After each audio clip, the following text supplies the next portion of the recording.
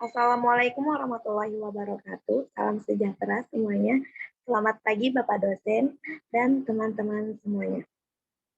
Salawat serta salam tak lupa tercurah limpahkan kepada Nabi Muhammad SAW beserta keluarganya, sahabatnya, dan semoga tersampaikan kepada kita selaku umatnya.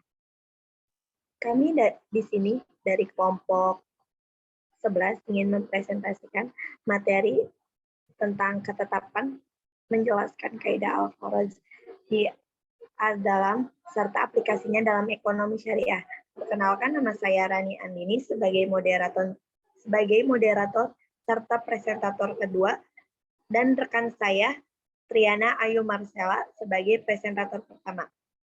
Baik, langsung saja saya persilakan kepada presentator pertama Triana Ayu Marcella untuk menjelaskan materi yang pertama. Baik, moderator, terima kasih. Pengertian Al-Kharaj di Al-Zaman. Al-Kharaj ialah segala apa yang keluar dari sesuatu, baik berupa pekerjaan, manfaat maupun benda-benda seperti buah dari pohon, susu dari kambing, dan sebagainya. Dan kesemuanya adalah menjadi milik dari yang menanggung, sebab kalau ada kerugian, maka ia pula yang menanggungnya. Menurut Az-Zazuli, arti asal al-kharaj adalah sesuatu yang dikeluarkan baik manfaat benda maupun pekerjaan, seperti pohon mengeluarkan buah atau binatang mengeluarkan susu, sedangkan al-dhaman adalah ganti rugi.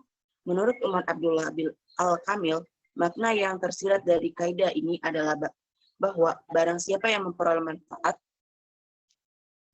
dari sesuatu yang dimanfaatkan, maka ia harus bertanggung jawab atas doror atau guremu serta doman yang akan terjadi. Menurut perspektif Abu Ubaid, yang dimaksud dengan al-kharaj dalam hadis ini adalah pekerjaan hamba yang telah dibeli seseorang, yang kemudian orang tersebut menyuruh supaya hamba itu bekerja untuknya dalam waktu tertentu. Setelah itu diketahui adanya cacat yang disembunyikan oleh si penjual, kemudian ia kembali kepada penjual tersebut dengan diambil seluruh uang harganya, dan ia telah mendapatkan keuntungan memperoleh hamba itu, karena ia telah memberikan pembelanjaannya, dan apabila ada kerugian maka ia yang rugi. Kemudian ada dasar dan dalil kaidah al-kharaj bi al-zaman.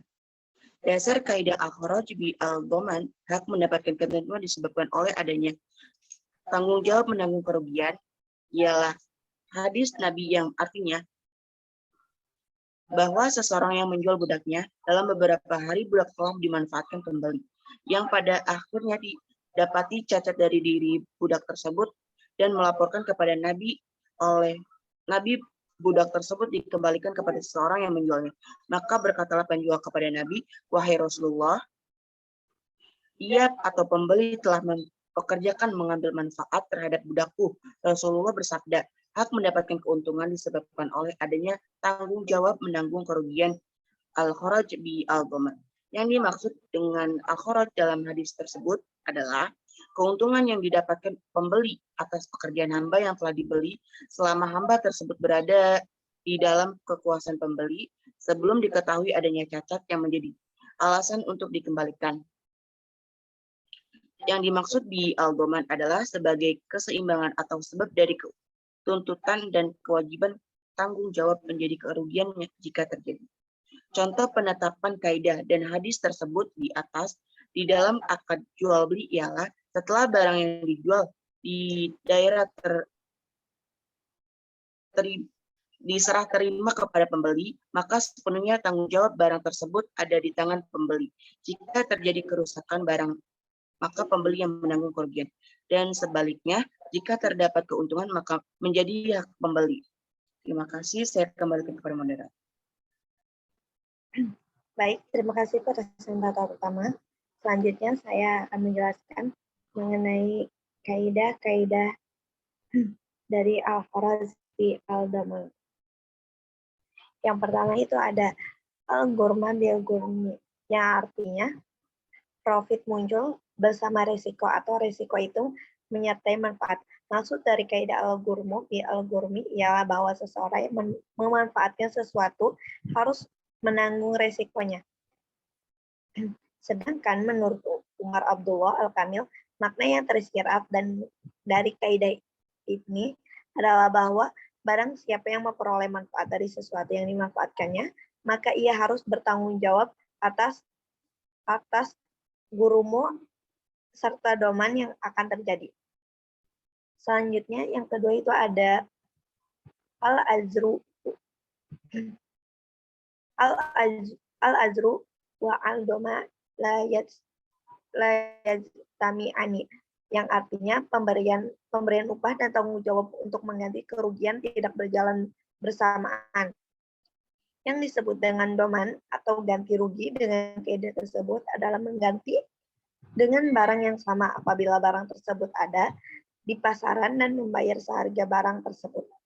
Yang ketiga ada ida bahasa asyar'u batala ma idamani, yaitu apabila sesuatu akad batal, maka batal pula yang ada dalam tanggungannya. Contohnya penjual dan pembeli telah melaksanakan akad jual beli. Si pembeli telah menerima barang dari si penjual. Dan si penjual itu telah menerima uangnya. Kemudian, kedua belah pihak membatalkan jual beli tersebut. Maka hak pembeli terhadap barang menjadi batal dan hak penjual terhadap harga barang menjadi batal pula.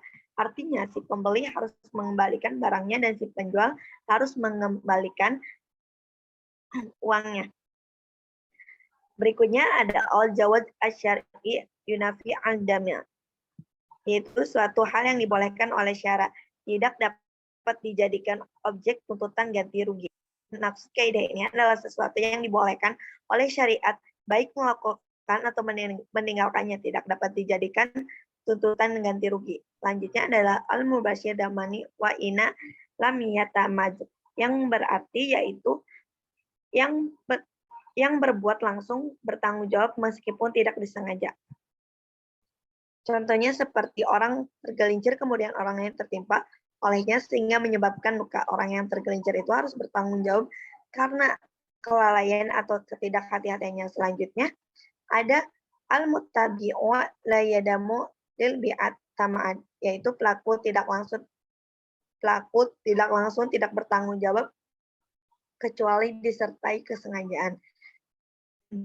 Selanjutnya ada kulu masa sa'arahu bihi syahadama bau, yaitu setiap yang digadaikan sah pula dijadikan jaminan. Yang terakhir ada azruka ali qadri nasbika, hadis riwayat Muslim, yang artinya pahalamu adalah berdasarkan kadar usahamu. Maksudnya utama dari hadis ini ialah untuk semua amal kebaikan apabila ia semakin banyak, apabila semakin banyak diamalkan, maka semakin bertambah pada fadilahnya. Selanjutnya yang terakhir ada contoh aplikasi Al-Kharaz di agama Damain, yaitu dalam aplikasi dunia perbankan, khususnya baik syariah, diketahui bahwa konsep dasar atau pokok dalam perbankan syariah ialah konsep pembagian atau sharing, baik keuntungan maupun kerugian, atau profit and loss sharing.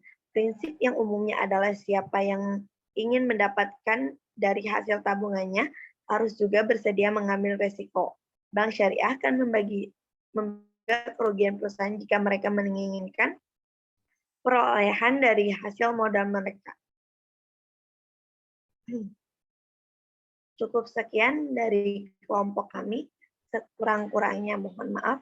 Wabillahi taufiq wal hidayah. Wassalamualaikum warahmatullahi wabarakatuh.